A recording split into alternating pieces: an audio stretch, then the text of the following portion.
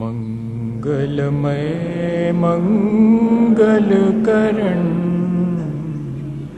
वीतराग विज्ञान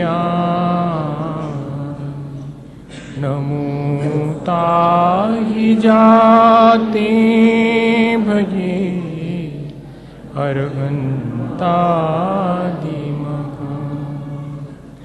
जो विद्यादि सागर सुधी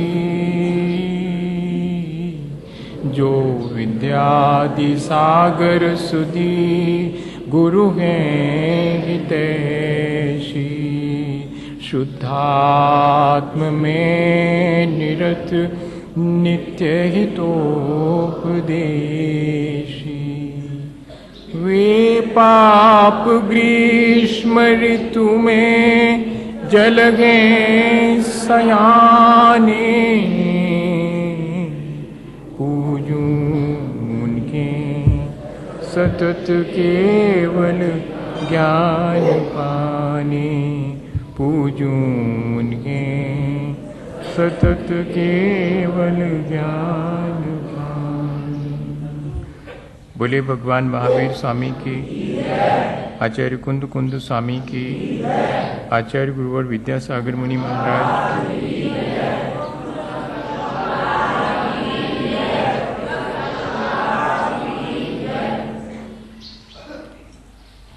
हम सभी लोगों ने अपने जीवन में ये बात कई बार अनुभव की है कि यदि कहीं किसी के घर में आग लग जाए तो क्या स्थिति बनती है, या अपने आसपास कहीं अपने को ये अंदेशा हो जाए कि आग है, तब हम क्या सोचते हैं, क्या करते हैं? तब यही करते हैं कि एक ऐसा स्थान भी है जहाँ की आग नहीं है, वहाँ उस तरफ मुझे जाना चाहिए। और दूसरी चीज़, ये आग यदि मैं यहाँ रुका रहूँगा तो मुझे जला देगी। इस आग का स्वभाव जलाने का है। ये दो चीज़ें हमारे मन में तुरंत आती हैं और फिर हम उस स्थान को छोड़ देते हैं। वो स्थान हमारे लिए कितना भी बढ़िया क्यों ना हो, उससे हम विरक्त हो जाते हैं। जीवन के बारे में भी ऐसा ही है। यदि ये बात समझ में आ जाए कि जिस तरह का जीवन हम संसार में जी रहे हैं, वहाँ सिवाय दुख के और कोई भी चीज़ नहीं है, और या कि दूसरी बात, कोई ऐसा स्थान है, कोई ऐसी जगह है जहाँ सिर्फ सुख ही सुख है, अनंत सुख है, आत्म सुख है, तब हमारे अंदर उस अनंत सुख या आत्म सुख को पाने की ललक पैदा होगी। और ये जो वर्तमान में हम दुख भोग रहे हैं, उससे हम विरक्त होंगे। ये दोनों ही चीज़ें, जिसको अपन कहते हैं बिन जाने ते दोष गुणन को कैसे तजिए कहिए, संसार से विरक्त होना ये तभी संभव है जबकि हमें कोई अनंत सुख प्राप्त हो सकता है, इस बात का विश्वास हो और हमारे भीतर उस अनंत सुख को पाने की ललक पैदा हो, और या फिर मैं जहाँ जिस स्थिति में हूँ वहाँ उस संसार में सिवाय दुख के और कुछ भी नहीं है, इस बात का गहरा एहसास हो। बिभेति मृत्योर न ततोस्ति मोक्षो नित्यम शिवम वांछति नास्य लाभा तथापि बालो भय काम अवस्यो वृथा स्वयं तप्यत इति अवादि। हे भगवान, आपने हम सब संसारी जीवों के लिए यही समझाया है कि यहाँ हम व्यर्थ ही दुख पाते हैं, जबकि हम दुख से डरते हैं, मृत्यु के दुख से डरते हैं, जन्म मरण के दुख से डरते हैं। न ततोस्ति मोक्षो, लेकिन उस दुख से मुक्त होने का कोई उपाय नहीं करते हैं। नित्यम शिवम वांछति नास लाभा, रोज हम आत्म सुख, अनंत सुख और अपने मोक्ष की कामना करते हैं, लेकिन इसके बावजूद भी हम उसे प्राप्त नहीं कर पाते हैं। सबके मन में ये बात आती तो होगी कि मैं अपने उस आत्म सुख को, अनंत सुख को पाऊं। अब ये दुख संसार का मुझसे सहा नहीं जाता। कई बार संसार के दुख देख करके हम संसार से विरक्त होने का मन बनाते हैं, कई बार जब हमें मोक्ष के सुख की बात समझाई जाती है, सुनाई जाती है, तब उस मोक्ष के सुख को पाने की ललक हमारे भीतर पैदा होती है, लेकिन बहुत क्षणिक है ये थोड़ी देर को पैदा होती सबके मन में। क्या कोई ऐसा उपाय है जिससे कि इसे लगातार बनाए रखा जा सके?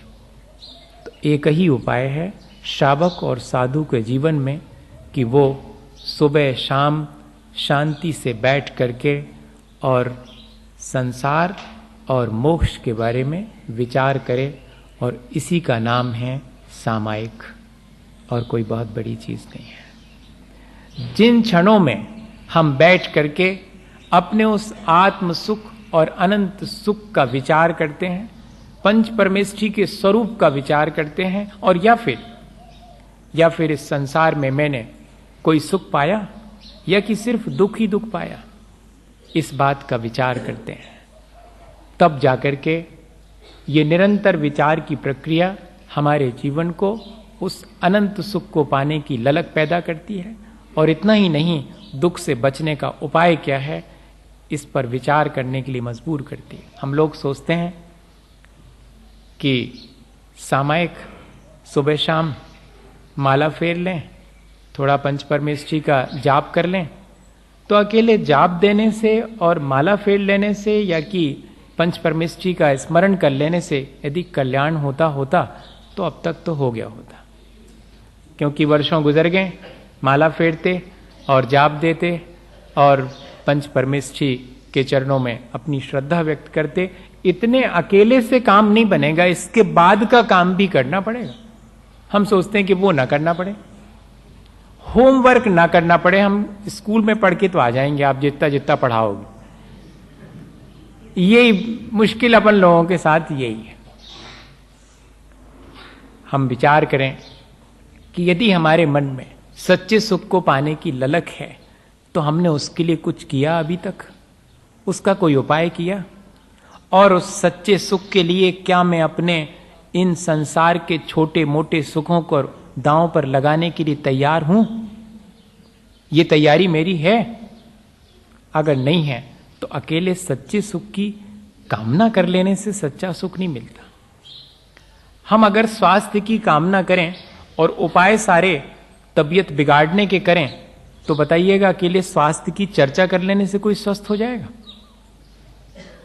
डॉक्टर के पास ना जाएं और घर बैठे ही स्वास्थ्य कैसा होता है, और स्वास्थ्य पर बहुत सारी किताबें रखी हुई हैं, और हमने अपने कैसी स्थिति होती है स्वस्थ व्यक्ति की, उस पर बड़ा पीएचडी कर लो आपकी स्वस्थ व्यक्ति की क्या स्थिति होती है, तब भी जो बीमारी और जो दुख जीवन में है उनसे जरा भी हम बच नहीं पाएंगे। और यह दूसरी स्थिति, अपने दुखों की चर्चा कर लो। हम लोग बाहर से हम दुखी हैं इस बात का विचार करते हैं, लेकिन भीतर भीतर कहीं ये बात बनी रहती है कि हो ना हो, अभी नहीं मिल रहा, मिलेगा, इसी में मिलेगा, थोड़ा बहुत मिलेगा, देखो उनको देखो, वो कितने सुखी हैं। अपन भी जब उस स्थिति में पहुंचेंगे तब अपन भी सुखी हो जाएंगे। है इस संसार में सुख, भीतर भीतर एक मन कहता है कि है इस संसार में सुख, और बाहर वाणी में शब्दों में यही आता है कि संसार में दुख ही दुख है। किसी से भी पूछ लो, फौरन कहेगा कि संसार में दुख ही दुख है। एक तरफ इस संसार में हम दुखों की चर्चा करते हैं, लेकिन दुख से बचने का उपाय नहीं करते। सुख की चर्चा करते हैं, लेकिन सुख कैसे प्राप्त हो इस बात का उपाय नहीं करते हैं। तो ये दोनों चीजें हमारे जीवन को जरा भी ऊंचा नहीं उठा पाती। आध्यात्मिक विकास के लिए श्रावक को क्रम क्रम से आगे बढ़ने के लिए कहा जा रहा है। अपन समझ रहे हैं इस चीज को। हमने सबसे पहले संकल्प लिया था कि अब संसार, शरीर और भोगों की तासीर समझ में आ गई है, इनमें मैं अब ज्यादा आसक्त नहीं होऊंगा, इसलिए मैं उनसे उदासीन हो गया हूं। अब मेरे लिए शरण सच्चे देवगुरु शास्त्र की है और मेरी दृष्टि निर्मल हो गई है। सम्यक दर्शन शुद्धा, सम्यक दर्शन से जो शुद्ध हो गया है और जिसने पंच परमेष्ठी की शरण ले ली है, संसार शरीर भोगों से उदासीन हो गया, मानिएगा वो शावक की शुरुआत है। वहां से शावक अपने जीवन को ऊंचा उठाने की शुरुआत करता है। और फिर कल अपन ने समझा था कि कैसे हम अपने जीवन में छोटे छोटे संकल्प लें और उन संकल्पों को निरंतर बनाए रखें। और अब तो ऐसा लग रहा है कि वे संकल्प मेरे जीवन को सचमुच बहुत शांति दे रहे हैं। अब मैं ऐसा संकल्प करूं जिससे कि और अधिक मेरे जीवन में शांति आए, मैं उस आत्म सुख के बारे में विचार कर सकूं और संसार के दुखों के बारे में विचार कर सकूं।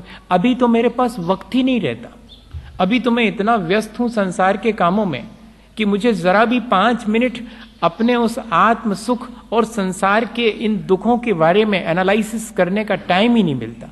अब मैंने सोच लिया है कि मैं सुबह दोपहर शाम नियम से, चाहे कुछ भी हो जाए, अभी तो सुबह बैठ पाया तो बैठा, टाइम से बैठ पाया तो बैठा, नहीं बैठा तो आगे पीछे भी मैं अपने जीवन के बारे में विचार करने बैठ जाता था। लेकिन अब ऐसा नहीं करूँगा। अब तो सुबह समय से, दोपहर भी समय से और शाम को भी ठीक समय पर। आचार्य भगवंतों ने लिखा है कि जो निश्चित समय पर अपने आत्मा के कल्याण के विचार के लिए बैठता है, इसके मायने हैं कि वो अपने आत्म कल्याण को अब प्रायोरिटी देने लगा है। अब संसार की चीजें, मुझे ये भी करना है, मुझे ये भी करना, मुझे ये भी करना है, हाँ सब करूँगा, लेकिन अभी पहले उन सब से पहले मुझे अपने आत्म कल्याण के लिए विचार करना है और इस संसार के स्वरूप का विचार करना है। इसके लिए अगर हम प्रायोरिटी देना शुरू करें तब कहलाएगी वही तीसरे नंबर की प्रतिमा, सामायिक प्रतिमा। हम लोग तो ये सोचते हैं कि बस पहले दूसरी प्रतिमा में 2 बार सामायिक करते थे, अब 3 बार कर लेंगे, क्या फर्क पड़ता, जैसे पहले करते थे वैसे भी कर लेंगे। सुबेरे 5 माला फेर ली, शाम को 5 फेर ली, दोपहर में और फेर लेंगे 5 माला। अब ले लो, तीसरी प्रतिमा भी ले लो। और ले ली अपन ने, 2 से 3 बढ़ गई, लेकिन 2 से 3 अकेले बढ़ाने से काम नहीं चलेगा। यहां क्या घटा बढ़ा है ये भी देखना पड़े। यहां संसार घटा और मेरे मुक्ति की लालसा बढ़ी। अगर ऐसा हुआ है तब तो मेरी तीसरी प्रतिमा, सामायिक प्रतिमा, सार्थक हो गई। सामायिक प्रतिमा की सार्थकता इसी में है कि संसार से रुचि घटे, ताकि मैं संसार के बीच अब अपना सुबह दोपहर शाम घंटे घंटे भर, कैसे होंगे वो भरत चक्रवर्ती जो 96,000 रानी और अपार वैभव के बीच सवा दो घंटे 3 संध्या कालों में, और इतना ही नहीं, अष्टमी चतुर्दशी के दिन स्मशान में जाकर के पूरे दिन भर इसी सामायिक की साधना किया करते थे। हम याद करें उनके लिए ऐसे मौके पर और देखें अपने भीतर कि कहते तो हैं कि संसार में दुख है। जब संसार में दुख है तो फिर मैं उस संसार को प्रायोरिटी क्यों देता हूं? क्यों नहीं मैं अपने आत्म कल्याण की बात को विचार करने के लिए समय निकालता हूं? और अगर मैं समय निकालता हूं तो इसका मतलब है कि अब मेरी संसार से विरक्ति धीरे धीरे शुरू हो गई। और भैया अकेले बाहर से शब्दों में कह देने से नहीं होगा काम, हमें अपने भीतर इस चीज का अनुभव करना पड़ेगा।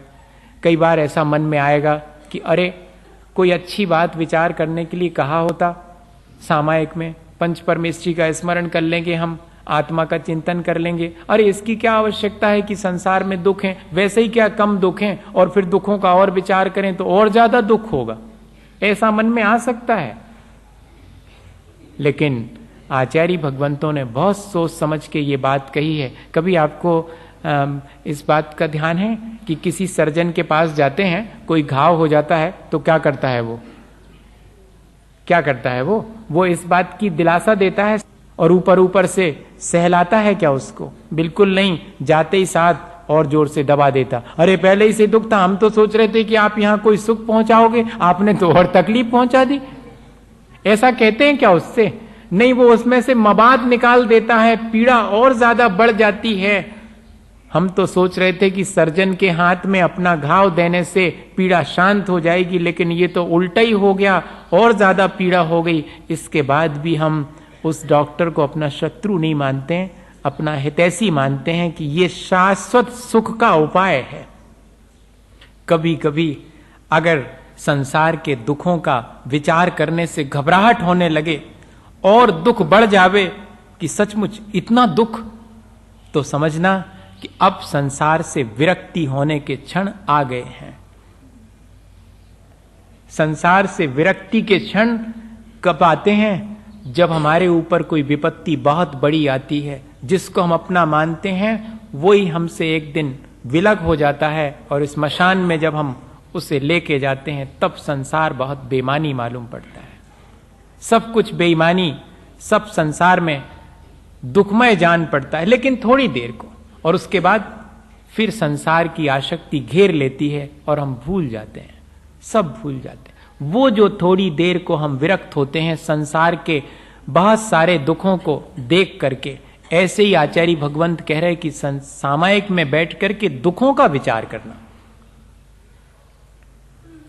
उल्टी जैसी बात लगती है, लेकिन है सही। जब जब भी हम दुख से बचने का उपाय करेंगे तो संभव है कि और अधिक संसार के सुख छिन जावें और अधिक दुख मिलने लगे। घबराना नहीं, ये कहना चाह रहे हैं। जितनी भी त्याग तपस्या है वो सब क्या करती है? संसार के सुखों को छीन लेती है, और संसार में ऐसा लगने लगता है कि ये सुख थे सो ये और छिन गए, और कह रहे थे कि हम सुख पहुंचाएंगे, अभी तो हमारे सारे सुख छीन लिए संसार के, और कौन से सुख की बात कर रहे हैं? ऐसा लगने लगेगा। ये सावधानी रखना, जब भी त्याग तपस्या करेंगे तो लगेगा कि और दुख आ गए हैं, हम तो दुख से बचने का उपाय कर रहे थे जबकि दुख और आ गए। पर ध्यान रखना कि ये ठीक वैसा ही है जैसे अगर फोड़े को और घाव को ठीक करना है तो थोड़ा सहन करना पड़ेगा और तकलीफ ज्यादा बढ़ेगी, लेकिन हमेशा के लिए ठीक हो जाएगा। और अगर उसको ऐसे ही रखे रहो, संभालते रहो, ऊपर ऊपर से मलहम लगा लो, चियो ने। अपन भी ऐसे ही करते हैं, अपन को कोई दुख आता है, ऊपर ऊपर से कोई रेमेडी कर लेते, कोई उपाय ढूंढ लेते हैं उस दुख से बचने का, शाश्वत सुख को पाने का, और हमेशा के लिए दुख से बचने का उपाय कोई नहीं करता, थोड़ी रेमेडी करते हैं। ये दुख आ गया, इससे ठीक हो जाएगा, इतना कर दो, लेकिन ये दुख हमेशा ही ना हो, अब कभी ऐसा कोई उपाय करते हैं क्या? करते ही नहीं है। बस इसी चीज का विचार करने का नाम सामायिक है। सामायिक में बैठकर इन सब चीजों का चिंतन करें। अशरण अशुभ अनित्यम दुख मनात् मावसामि भवम मोक्षस्तद विपरीतात एति ध्यायन्तु सामयिके। चतुरावर्तस्त्रितयस् चतुः प्रणामः स्थितो यथा जाता सामायिको द्विनिषद्या त्रियोग शुद्ध त्रिशंध्य मविबंदी। ये दो श्लोक आचार्य भगवंतों ने, स्वामी समंत भद्राचार्य ने, और हमारे जीवन को अच्छा बनाने के लिए, आध्यात्मिक विकास के लिए लिख दिए हैं। सामायिक में क्या विचार करना? सब पापों को छोड़कर पंच परमेष्ठी का चिंतन करना। एक चीज, प्रक्रिया क्या है? 12 आवर्त करके, चारों दिशाओं में 4 प्रणाम करके, 2 बार माथा टेक करके एक स्थान पर स्थिर हो जाना, अपनी वाणी को चुप कर लेना, अपने मन को भी अब पंच परमेष्ठी के ध्यान में लगाना, या कि संसार के दुखों का विचार करना ताकि संसार से विरक्ति हो, और या कि मोक्ष सुख की बात करना जिससे कि उस सुख की ललक पैदा हो। बस 2 ही चीजें हैं। दुख का विचार करने से दुख से विरक्ति होती है, सुख का विचार करने से सुख को पाने की लालसा पैदा होती है। सामायिक में यही काम आचार्य भगवंतों ने ऐसा विचार करने के लिए कहा है। अब विचार करें अपन, कैसा विचार करना चाहिए। अभी अपन एक साथ बैठ के कर लें, फिर बाद में आप घर पहुंचेंगे और घर में करके देखें कि क्या सचमुच में ऐसा विचार करने से अच्छा लगा, मुझे ललक बढ़ी, मुझे उस आत्म सुख को पाने की। जैसे किसी बच्चे को कहा जाए कि ये चीज बहुत बढ़िया है, बताइए, एक छोटा सा बच्चा भी उसको पाने की, उसके भीतर क्यूरियोसिटी जागृत होती है, उसके भीतर एक ललक पैदा होती है। और हम लोगों को अगर कोई अच्छी चीज बताता है तो हमारे भीतर क्यों नहीं ललक पैदा होती कि मुझे पाना चाहिए, उस आत्म सुख को, सच्चे सुख को पाना चाहिए। छोटे मोटे सुख में मैं राजी नहीं होऊंगा।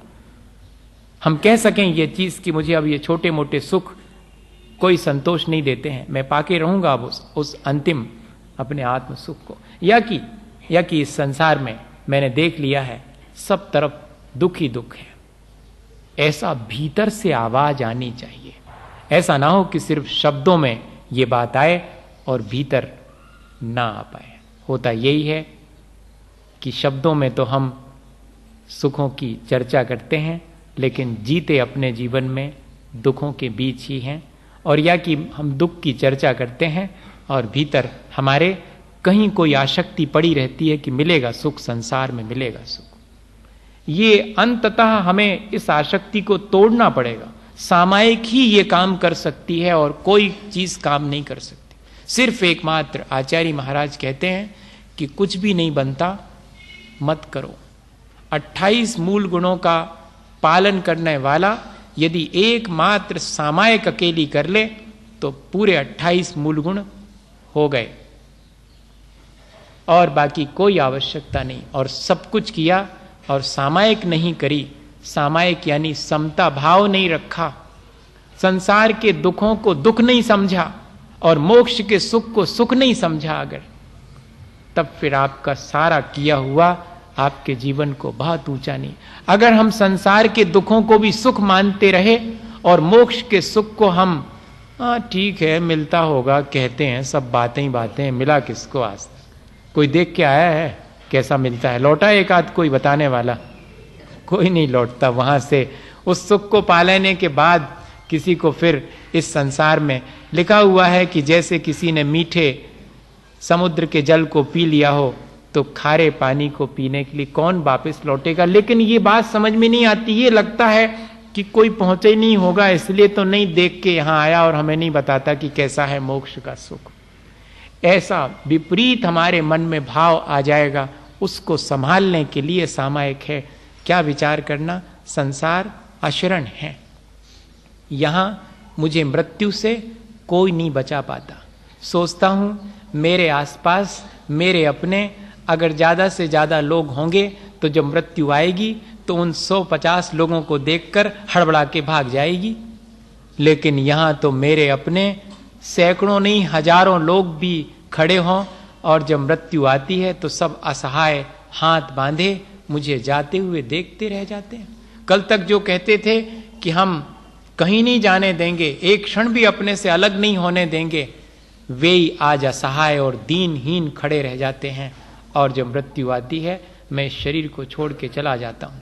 मुझे इस संसार में समझ में आ गया है कि मृत्यु से भी बचाने वाला कोई नहीं है। मैं सोचता हूं कि पद प्रतिष्ठा मुझे मृत्यु से बचा लेगी, मेरा धन यश वैभव मुझे मृत्यु से बचा लेगा, लेकिन ये सारी चीजें, यहां तक कि मैंने बहुत सारे मंत्र तंत्र इत्यादि भी अगर सिद्ध कर लिए हों तो वे मंत्र तंत्र भी मुझे मृत्यु से बचा नहीं पाते। ऐसा है ये संसार का स्वभाव। ये बात एक क्षण को नहीं, अभी अपन बैठे हैं इतनी देर को नहीं, इसमें कंटिन्यूटी होनी चाहिए, ये लगातार होनी चाहिए। इसलिए सुबह दोपहर और शाम इस बात को निरंतर विचार करना, ताकि संसार में जो सुख मालूम पड़ रहा है वो बार बार ब्रेक हो जाए। ये जो भ्रांति है कि संसार में सुख है, उस भ्रांति को तोड़ने के लिए ये बार बार सुबह दोपहर शाम विचार करना कि वास्तविकता क्या है। कहीं ऐसा तो नहीं कि मैं संसार में सुख मान करके भ्रमित हो रहा हूं, और अपने उस भ्रम को देखने के लिए हम बैठें सुबह दोपहर शाम और विचार करें कि यहां पर शरण नहीं है। और इतने ही नहीं, अशुभ, ये संसार मुझे मृत्यु से नहीं बचा पाता, इतना तो ठीक है, लेकिन ये अशुभ बड़ा है। अशुभ मतलब यहां दिखता कुछ है और होता कुछ और है। जैसे कि शाखा पर बैठे हुए, डाल पर बैठे हुए पक्षी को दिखता है कि नीचे चावल, इतने बढ़िया खाने की चीज, दाने पड़े हैं, लेकिन ध्यान रखना कि वो दाने क्यों फैलाए हैं, बहेलिए ने उसके ऊपर जाल भी फैलाया है।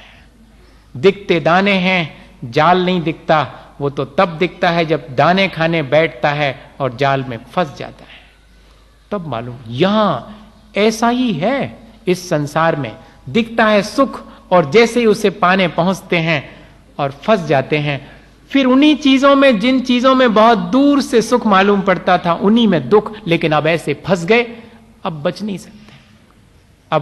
अब उसी चीज को बार बार करने की आदत। एक बार जो व्यक्ति व्यसन शुरू करता है, जैसे कहते हैं ना कि शराब पहले आदमी पीता है, फिर वो आदमी को पीना शुरू करती है। ऐसे ही हैं इस संसार के सारे सुख, अत्यंत अशुभ हैं। एक भ्रम पैदा करते हैं, जैसे कि कांटा जिसमें कि लगा रहता है आटा और डाल दिया जाता है नदी में। मछली क्या सोचती, वाह आटे की गोली, खाने की इतनी बढ़िया चीज, पकड़ो, और खा तो लेती है, लेकिन मुख में कांटा भी छिद जाता है और हमेशा के लिए जान गंवानी पड़ती है। ऐसा है ये संसार। कभी विचार किया, इतना अशुभ जो है वो नहीं दिखता, यहां पर कुछ और ही दिखता है, भ्रम दिखता है, और हम उसमें जब फंसते हैं तब मालूम पड़ता कि अरे इसकी वास्तविकता तो ये है। एक डॉक्टर के यहां पर एक पेशेंट को लेकर के गया, अपने बेटे को, एक व्यक्ति, और डॉक्टर से कहा कि डॉक्टर साहब अब बचा लें आप। डॉक्टर ने सारा चेकअप किया और फिर कहा कि बहुत कम गुंजाइश है बचने की, नहीं बचे तो हम नहीं जानते। अब लेकिन बेटा जिसका है, उस आदमी ने बड़े भोलेपन से कहा कि डॉक्टर साहब अब तो हम आपके पास लेके आए हैं, आप बचा सको तो बचाओ, और मार भी दो तब भी कोई बात नहीं, हम तो आपको पैसे पूरे देंगे, आप तो करो कुछ उपाय। डॉक्टर ने कहा ठीक, अगर ऐसी बात है तो करते हैं, और किया, इलाज किया, लेकिन तय था वो कि बचेगा नहीं, और नहीं बचा। तो उसने पेशेंट से कहा कि लाओ भाई अब तुम पैसे लाओ, क्योंकि शर्त तो तय थी कि चाहे बचाओ चाहे मारो, पैसे तो तुम्हें पूरे देंगे हम।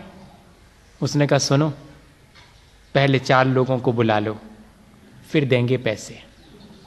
4 लोगों को बुला लो, पहले बात कर लें फिर। तो उसने कहा 4 लोगों की क्या जरूरत, हमारी तो शर्त पहले से तय थी कि चाहे बचाऊं या कि मार भी दूं तब भी पैसे दोगे। बोले वही तो कह रहा हूं, इसी शर्त के तहत तो दूंगा। 4 लोग आए, और क्या कह रहा है वो आदमी, ऐसा है ये संसार, इतना ही अशुभ। कहानी और घटना तो बहुत छोटी सी है। क्या कहता है कि डॉक्टर साहब मैं तुमसे पूछना चाहता हूं कि क्या तुमने मेरे बच्चे को बचा पाया? नहीं बचा पाया। तो बचा नहीं पाया, शर्त यह थी कि चाहे बचाऊं। और या कि डॉक्टर साहब क्या आपने मेरे बेटे को मारा? नहीं, मैंने मारा भी नहीं। तो पैसे किस बात के? शर्त तो यह थी कि बचाऊं या कि मारूं। अब आप कह रहे हैं कि बचाया भी नहीं और मारा भी नहीं, तो पैसे काहे के? ये कहने को तो एक हंसने जैसी चीज है, बड़ा तर्क लगता है, लेकिन संसार भी ऐसे ही तर्क देता है। जब यहां हमें दुख मिलता है, चाहे सुख मिलता है, चाहे सफल होते हैं चाहे विफल होते हैं, लेकिन दिखता कुछ और है और जीवन में घटित होता है कुछ और। ऐसा है ये संसार। आचार्य भगवंत कितना माइन्यूटली इन चीजों को जानते थे, इसलिए इतने शब्द लिखे, अशरण, अशुभ, अनित्यम।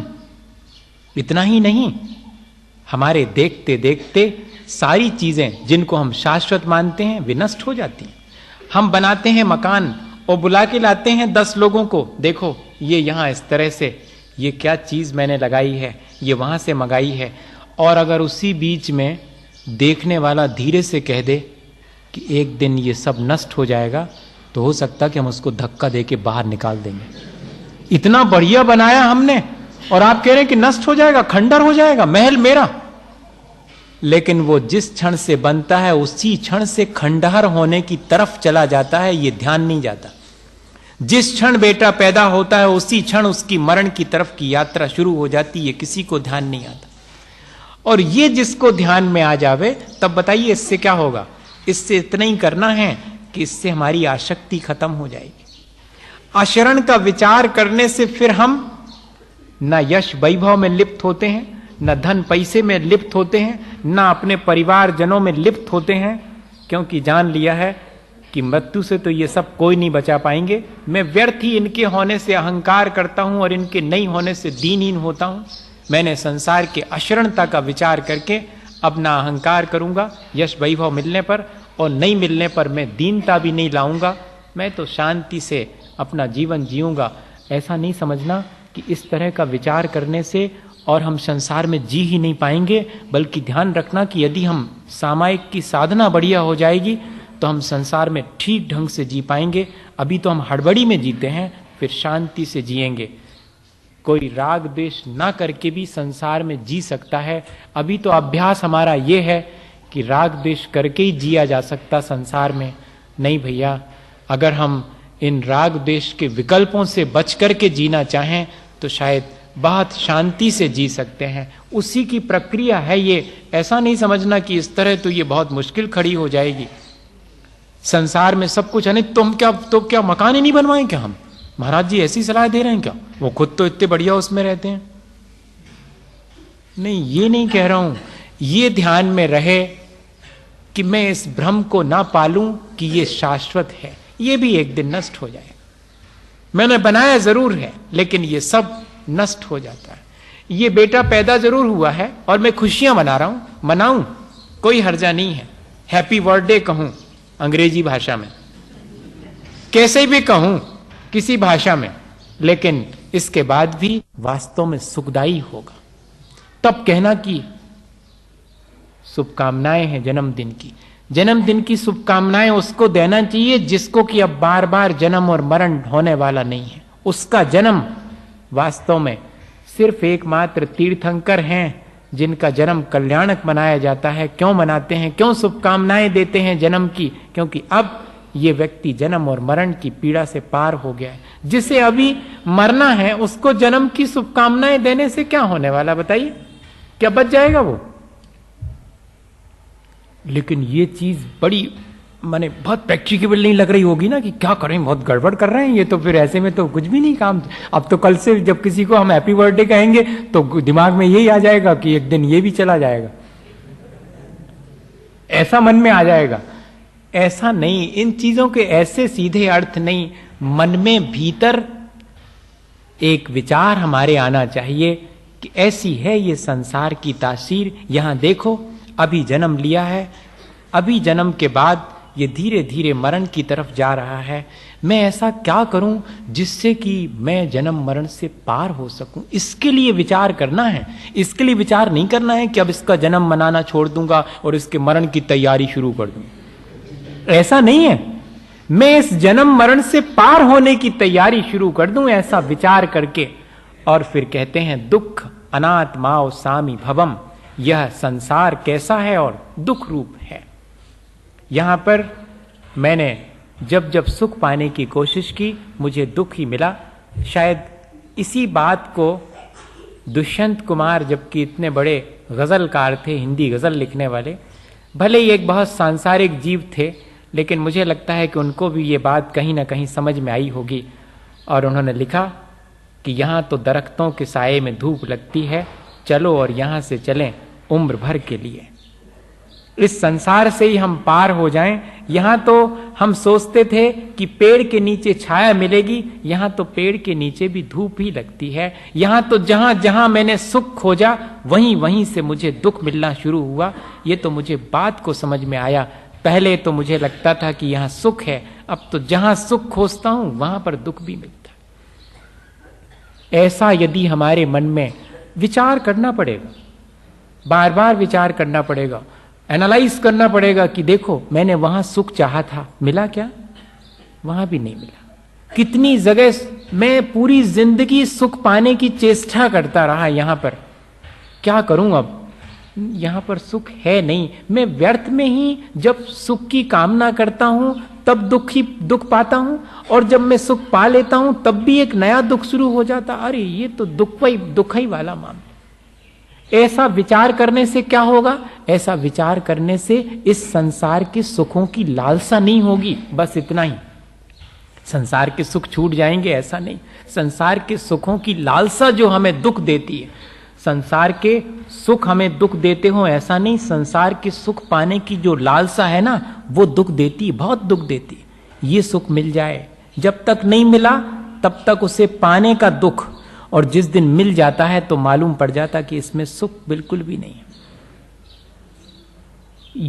ये अगर समझ में आ जाए, ये गणित समझ में आ जाए संसार का, आता नहीं एकदम। मैं तो अभी आपसे बात कर रहा हूं, मेरी भी कितनी समझ में आया है मैं ही जानता हूं, ईमानदारी से। हाँ, आपसे बात कर रहा हूं, चर्चा कर रहा हूं, विचार कर रहा हूं। लेकिन कोई ऐसा भी होगा जो इन सारे विचारों को करके संसार से विरक्त हो जाएगा। ये सारी चीजें हमें संसार के सुखों से विरक्त करने वाली हैं। संसार के सुख ज्यों कि त्यों रहेंगे, लेकिन मैं उसमें आसक्त नहीं होऊंगा, बस इतना ही। आप बार बार इस चीज को मैं दोहरा रहा हूं। ये नहीं समझना कि संसार के सुख कहीं हमें फेंकने जाना है उठा करके आज, नहीं। सब कुछ ज्यों का त्यों रहेगा, लेकिन वो जो मेरी उसमें आसक्ति है वो खत्म हो जाएगी। और वो आसक्ति खत्म हुई तो वे सारे सुख फिर मुझे दुखी नहीं कर पाएंगे। जो थोड़ी देर पहले सुख लगते हैं, जिनमें से बाद में दुख निकलता है, फिर मुझे दुखी नहीं कर पाएंगे। ये विद्या सीखनी है, ये आर्ट सीखना, और कोई विशेष बात नहीं। ये सामायिक में अगर हम ऐसा निरंतर विचार करेंगे तो संभव है कि ये चीज हमारे भीतर आए, क्योंकि आचार्य भगवंतों ने तो लिखी है, उन्होंने अपने अनुभव से लिखी है। उन्होंने ऐसा विचार करके अपने जीवन में सुख पाया होगा, आत्म सुख पाया होगा, इसलिए हमें ये प्रक्रिया सामायिक में करने के लिए दी है। और अनात्मा, ये संसार मेरे से भिन्न है, आत्मस्वरूप नहीं है, ऐसा विचार करना। और मोक्षस तद विपरीतम एति ध्यायन्तु सामयिके, संसार ऐसा है और मोक्ष ठीक इससे विपरीत है। अर्थात वो शरणभूत है, वो शाश्वत है, वो सुख रूप है। जैसे संसार दुख रूप है, मोक्ष सुख रूप है। जैसे संसार अशरण है, मोक्ष शरण रूप है। जैसे संसार अशुभ है, वैसे ही मोक्ष शुभ रूप है। ऐसा विचार मोक्ष के बारे में करना, मुक्ति के बारे में करना और संसार के बारे में करना, सामायिक में यही कार्य करना है। बाकी जो प्रक्रियाएं हैं वो तो सबको मालूम है कि चारों दिशाओं में भगवान का स्मरण करके, नमोकार मंत्र पढ़ के और स्थिर होकर के फिर बैठ जाना। अपन लोग बाह्य क्रियाएं तो पूछते हैं, महाराज सामायिक में कैसे करने पड़ा, पूरब की दिशा से कि उत्तर की दिशा से? वे कहते कि उत्तर में बैठ के करने पड़ती कि पूरब में। अब ये ही नहीं तय हो रहा। अपन इन क्रियाओं में इतने उलझ गए हैं कि वास्तव में इस सामायिक से लाभ क्या लेना था ये तो विस्मृत हो गया। कैसे बैठना चाहिए, क्या करना चाहिए, खड़े होके करें महाराज, और वो आवर्त कैसे करना चाहिए, ऐसे ऐसे कैसे करते, हमसे तो बनते ही नहीं है। अच्छा तुझे यहाँ तक ही घुमाते रहो, भले ही भीतर कचू घूमे चाहे न घूमे। बड़ी मुश्किल होती। कई लोग जो है वो इन्हीं चीजों में क्लॉकवाइज करें कि एंटी क्लॉकवाइज करें, कौन सी डायरेक्शन में करें। जी महाराज ऐसे ऐसे हिलाना चाहिए कि ऐसे ऐसे करना चाहिए, दुनिया भर की।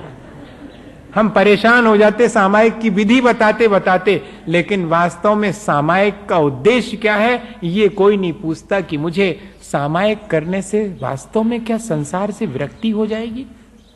क्या मुझे सचमुच में सामायिक करने से संसार की वास्तविकता समझ में आई? मैंने तीनों संध्याओं में सामायिक करके देखी, मुझे बहुत आनंद आया। मुझे अब संसार के बीच रह करके भी और कोई चीज डिस्टर्ब नहीं करती है। मैं सबसे अप्रभावित रह के अपना कल्याण आनंद से करता हूं। ऐसा ध्यान में आए, ये बोध जागृत हो जाए। सामायिक हमारे भीतर मुक्ति के सुख का और संसार के दुखों का बोध उत्पन्न करती है बस, और हमारे लाइफ को जरा भी डिस्टर्ब नहीं करती, बल्कि एक जागृति हमारे भीतर ला देती, एक समझ हमारे भीतर ला देती है। एक छोटा सा उदाहरण समझें तो शायद समझ में आ जाएगा कि हाँ वास्तव में ऐसा ही है।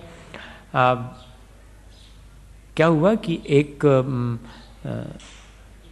परिवार में और पिता नहीं रहे, माँ रह गई और बेटा रह गया। और पिता हीरे जवाहरात का काम करते थे, वो कुछ हीरे छोड़ गए अपने बेटे के लिए। माँ ने कहा कि सुनो, अब पिता नहीं रहे, घर गृहस्थी कैसे चलेगी, ये कुछ हीरे पिता जो रख गए हैं, जाओ तुम, पिता के वो मित्र हैं, वो बहुत बड़े जौहरी हैं, और उनके पास इनको रखाओ और कुछ पैसे ले आओ जिससे कि गृहस्थी चले। माँ की सलाह तो ठीक थी। बेटा गया और पिता के मित्र, उनको वो भी पहचानता था, चाचा कहता था उनको कि चाचा ये कुछ हीरे हैं, इनको रख लो और अब हमारी गृहस्थी कैसे चलेगी, कुछ दे दो हमें इन हीरों के एवज में। जैसे ही उसने देखे वो हीरे, समझ गया कि ये हीरे कीमती नहीं हैं, दिखने को हीरे हैं लेकिन वास्तविक नहीं है, ये सब घटिया किस्म के हैं, इनकी कोई खास कीमत नहीं है। लेकिन अभी अगर इसको कहूंगा, अभी कहूंगा तो ये क्या समझेगा कि आज मेरे पिता नहीं हैं, तो ये पिता के मित्र होकर कि मेरे साथ धोखा कर रहे हैं, इन हीरों को खोटा बता रहे हैं।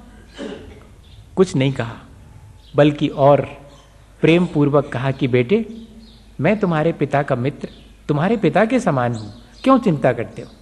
आओ मेरी दुकान पर बैठना शुरू करो और कुछ थोड़ा काम शुरू करो। ये हीरे तो पिता तुम्हें रख के गए हैं, इनको संभाल के रखो।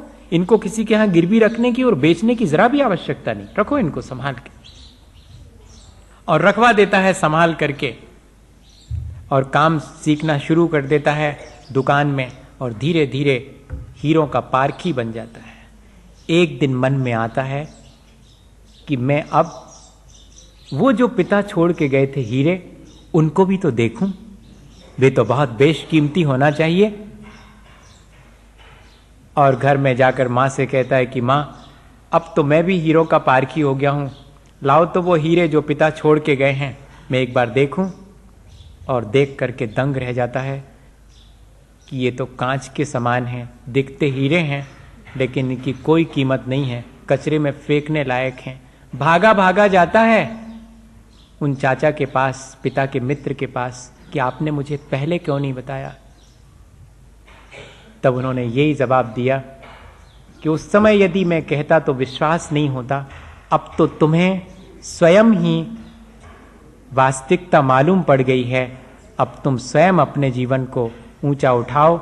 आचार्य भगवंत कितना भी कहें कि संसार दुखमय है और सुख मोक्ष में है, सहसा समझ में नहीं आता, लेकिन जिस दिन सामायिक की साधना से भीतर इस वास्तविकता का बोध हो जाएगा, उस दिन अपने आप कहोगे कि हाँ, संसार में दुख है। जब तक सुख मालूम पड़े तब तक समझना अभी बोध हुआ नहीं है। बोध जिस दिन हो जाएगा उस दिन अपने आप हमें ये सारी चीजें ठीक जान पड़ेंगी। तब वास्तव में हम भी कह सकेंगे कि अशरण अशुभ अनित्यम दुख मनात्माओ सामी भवम, जान लिया मैंने, मुझे बोध हो गया। ये सामायिक हमारे जीवन में ऐसा ही बोध देने वाली है। हम इसका लाभ लें और अपने जीवन की वास्तविकता को पहचान कर जीवन को ठीक ढंग से जी करके और जन्म मरण के दुख से पार होने का उपाय करें। इसी भावना के साथ बोलिए आचार्य गुरुवर विद्यासागर मुनि महाराज की।